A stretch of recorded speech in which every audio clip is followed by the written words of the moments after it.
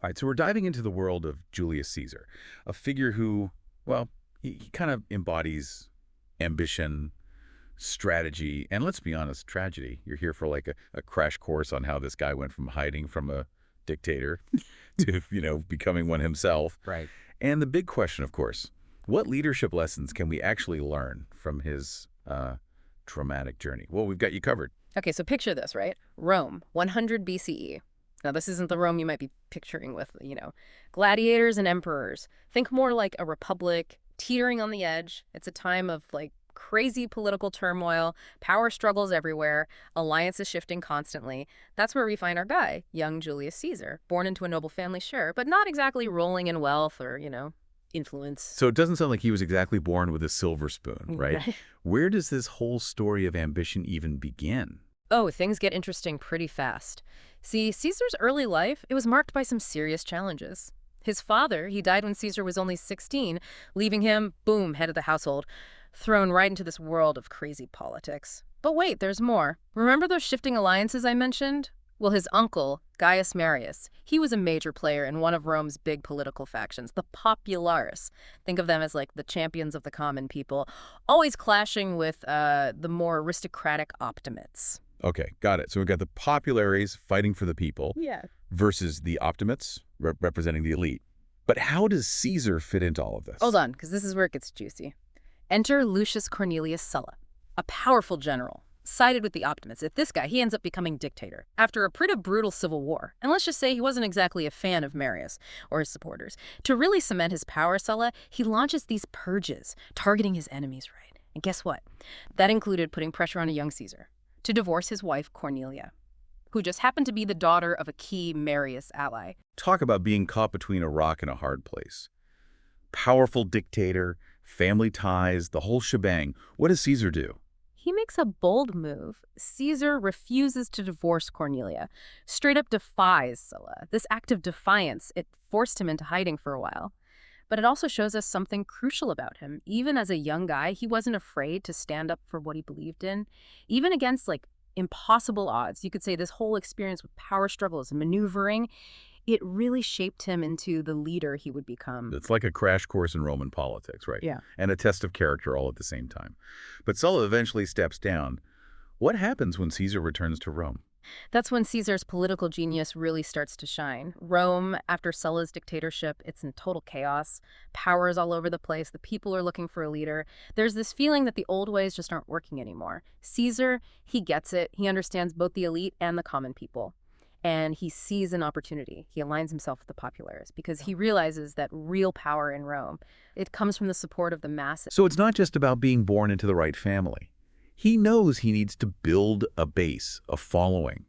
How does he do that? This is the cool part. Caesar gets the importance of public image and connecting with people on an emotional level. Remember, this is way before mass media. Personal connections, they were everything. So he puts on these lavish games, funds public works projects, develops this reputation for incredible generosity. But it wasn't just about throwing money around. It was a calculated investment. He was building loyalty, portraying himself as a man of the people. So he's creating a narrative. Yeah. Showing he cares about the average Roman. But there's got to be more to it than just spectacles and handouts, right? Oh, absolutely. Caesar, he was also a master orator, captivated crowds with his speeches. He could inspire, persuade like nobody else, appealing to both their emotions and their logic. And here's something most people don't know. He strategically gets himself the position of Pontifex Maximus, the chief priest of Rome. This wasn't just a religious title. It gave him serious social and political power. It was like the final touch, solidifying his image as a leader, favored by both the people and the gods. Smart move. Popularity, charisma, religious authority. He's practically a rock star. But Rome's a tough crowd. You can't do it alone, right? So how does he navigate this world of Roman politics with all its factions and rivalries? Caesar understood that even with all that support, he needed to make alliances to achieve his big goals. This leads to the first triumvirate, a power-sharing agreement, with two other incredibly powerful figures, Marcus Licinius Crassus, the richest man in Rome, and Pompey the Great, a celebrated general. Hold on. So he teams up with the wealthiest guy and the best military leader.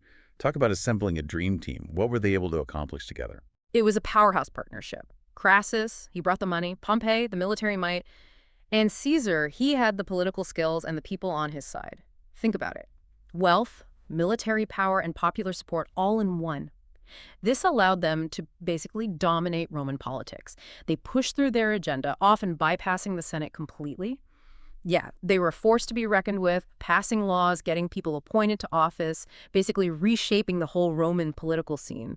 This alliance, it got Caesar a really important position, by the way, the governorship of Gaul. Gaul, right. That's like modern-day France, and some of Switzerland, too. Yeah. What's so special about this appointment? This is where Caesar really cements his reputation as a military genius. Over 8 years, he leads these brilliant campaigns, expanding Roman territory, gaining tons of wealth, and proving he's a strategic mastermind on the battlefield. 8 years. That's a long time. Yeah. What were these campaigns like? Was he just, a general giving orders from afar? Not even close. Caesar was known for his, hands-on leadership. He didn't just command from some headquarters. He marched with his troops, ate the same food, even fought right alongside them, shared all their hardships, showed an amazing level of camaraderie with his soldiers. Wow, so he's not just a brilliant strategist. He's right there in the trenches with his men. What kind of impact did that have? It created a level of loyalty that was basically unheard of in the Roman military. His legions, they were totally devoted to him. They'd follow him anywhere, even against the Roman Senate itself, this unbreakable bond forged in hardship and mutual respect. Well, it would be absolutely crucial in the conflicts to come. Makes sense. Yeah. But Caesar wasn't just a soldier. He was a politician too, right? So how did he use this military success back in Rome? Remember I mentioned the importance of public image. Well, Caesar, he was a master of shaping the narrative. He wrote these detailed accounts of his campaigns called Commentaries on the Gallic War. These weren't just boring military reports, though. They were carefully crafted to present him as a hero, the defender of Rome against barbarian threats. These writings, they circulated widely and really solidified his image as a legendary military leader. So he's winning battles, expanding Rome's territory, sending back these epic tales of heroism. The guy's a legend. I bet the Senate wasn't too thrilled about this. You're catching on. The Senate, they were always wary of anyone getting too powerful. And they started getting really concerned about Caesar's growing popularity and influence. They saw him as a threat to their authority, a potential disruptor. Sounds like things are about to get messy. So what happens next in this power struggle? Well, in a move to try to curb Caesar's power, the Senate ordered him to disband his army and return to Rome as a private citizen. Basically, they wanted to strip him of his military strength and force him back into the political arena, where they thought they had more control. Wow, what a dilemma. He's built this amazing reputation, has this loyal army, and they're just telling him to give it all up. So what does he do? This is where Caesar makes one of the most important decisions in Roman history. In 49 BCE, he defies the Senate and crosses the Rubicon River with his army. This was basically a declaration of war on Rome itself. It's become like the ultimate symbol of taking bold, irreversible action. He's putting everything on the line, believing he can win this conflict. Crossing the Rubicon. Yeah, I remember learning about that in history class. Talk about a gamble. So he's going up against the full force of the Roman Senate. How does this actually play out? Caesar's military genius, combined with the loyalty of his legions, it allowed him to basically sweep through Italy. He outmaneuvered and defeated his opponents. He was a tactical master, consistently outsmarting his enemies and winning victory after victory. So he's not just bold, he's actually brilliant. This is amazing. From defying a dictator to conquering Italy. By this point, he's essentially the most powerful man in Rome, right? You got it. By 45 BCE, he's the undisputed ruler of Rome. He takes the title of dictator.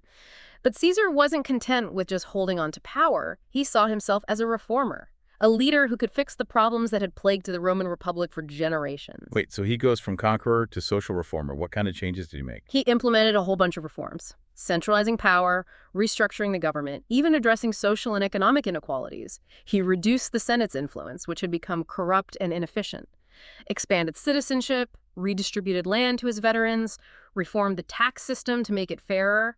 He was trying to create a more stable and just society. It sounds like he was trying to fix a system that was totally broken. But these huge changes, they must have caused some pushback, right? Not everyone would be happy, especially those who benefited from the old system. That's the interesting thing about Caesar's legacy. His reforms were super popular with the people. But they also alienated some of Rome's most powerful figures. They saw his power grab and his disregard for tradition as a dangerous step towards tyranny. So he's walking a tightrope here. trying to fix a broken system while alienating the very people who hold the keys to power. How does this tension play out in the end? It's a classic story of ambition leading to downfall. Remember that fatal flaw we talked about earlier? Caesar's ambition, it drove him to incredible heights, but it also blinded him to the growing resentment among those who felt threatened. I have a bad feeling about where this is going. Yeah, you're right. On March 15th, 44 BCE, Caesar was assassinated by a group of senators, including some he considered friends. They thought they were saving the Republic from a tyrant, striking a blow for freedom. But Caesar's death, it threw Rome into chaos and ultimately led to the rise of his adopted son, Octavian, and the end of the Republic. Wow, assassinated by his own people. That's a dramatic end to a dramatic life. So where does this leave us? We've covered Caesar's incredible journey: political exile, military hero, reformer, and finally, victim of his own ambition. What's the takeaway here? Well, Caesar's story isn't just a fascinating tale. It's full of leadership lessons, both good and bad. It reminds us that even the best leaders are still human, capable of amazing things, but also prone to tragic flaws. So what can we learn from this whirlwind of a life? What should we be thinking about, especially in terms of leadership? The biggest thing is understanding the human element of leadership. Caesar was a master of connecting with people, inspiring his soldiers, winning over the masses, even forging those strategic alliances with powerful figures. Yeah, he wasn't some distant figure, right? He was right there with them, sharing their struggles, fighting side by side. That shared experience, it creates a bond like no other. Absolutely. He knew that leadership wasn't just about barking orders. It was about earning respect, building trust, through actions, through shared sacrifice. And that's a lesson that goes way beyond ancient Rome. Think about any great leader today, in business, in politics, even just leading a community group. They all get the importance of connecting with people on a human level. So you've got this charismatic leader, brilliant strategist, reformer, but it all falls apart in the end. What can we learn from his mistakes? Where did things go wrong? That's the cautionary tale in Caesar's story. Yeah. His ambition, yeah, it drove his success, but it also became his weakness. He got so focused on gaining power, on pushing his vision, that he didn't see the resentment building around him. He underestimated how important it was to build consensus, to keep those key people on his side, even those who maybe disagreed with him. So it's a balancing act then. You need ambition to get things done, but you got to be careful about too much power. He needed to be more strategic with those relationships, right? Exactly. It's a reminder that even the best leaders, they have to be careful not to overreach. It's about finding that balance between strong leadership and making sure you don't alienate people, those who hold power or influence. It's a lesson that's still relevant today, especially with all the division and polarization we see. So as we wrap up our deep dive into Caesar, what really stands out to you? What's the key takeaway for our listeners? For me, it's just how relevant Caesar's story still is. It reminds us that the challenges of leadership, the whole power struggle, the dynamics of ambition, those are timeless. They go beyond any specific period in history. By studying someone like Caesar, we can learn so much about human nature and the patterns of behavior that have shaped our world. It's like we're looking in a mirror, right? We see those same struggles, the same temptations, the same opportunities, just playing out in different ways. So as we leave you with this final thought, what modern-day examples can you think of? Leaders who have either succeeded or failed. Because of those same dynamics, where do you see the echoes of Caesar's story in our own time? That's a great question, and I'll leave that for you to think about as you go on your own journey.